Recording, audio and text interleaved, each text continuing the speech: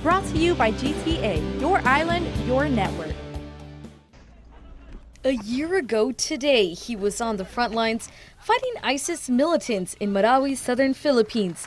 Today, Lieutenant General Danilo Pamoneg, a ground commander for the Filipino Army, presented to Guam's National Guard. After 5 months of intense fighting, we had crushed and destroyed the Daesh-inspired terrorist groups. More importantly, the city of Marawi was liberated and was already on its way to recovery and rehabilitations. Liberation at a price. Pamoneg noting how 165 soldiers died in battle and over 1,000 were wounded in action.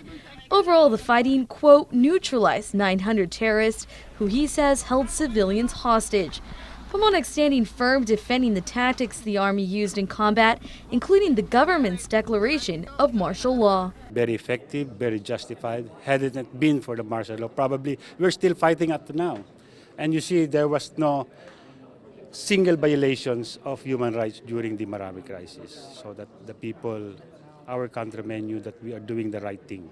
With the memory of a bloody battle still fresh in their minds, Pamoneg shared best practices and strategies they've learned fighting in Marawi to share with their state-partnered U.S. forces on Guam. We as Filipinos learned so many things, especially became more united to fight one enemy. It's not a religious war.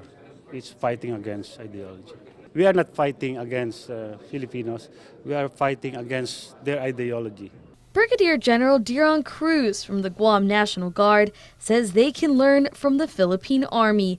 In fact, he visited Victoriano Luna Medical Center last week Monday, shaking hands with patients in the Heroes Ward who were injured in the conflicts in Mindanao.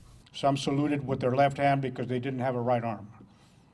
Some got out of bed despite the fact that they only had one leg to render the salute. He adds one of the takeaways is continuing U.S.-Philippines bilateral and multilateral military exercises. Meantime, the visiting lieutenant from the Filipino Army says slowly but surely the city of Marawi is rebuilding. Reporting for Guam News Network, I'm Carmen Victoria Terlahi. Brought to you by GTA, your island, your network.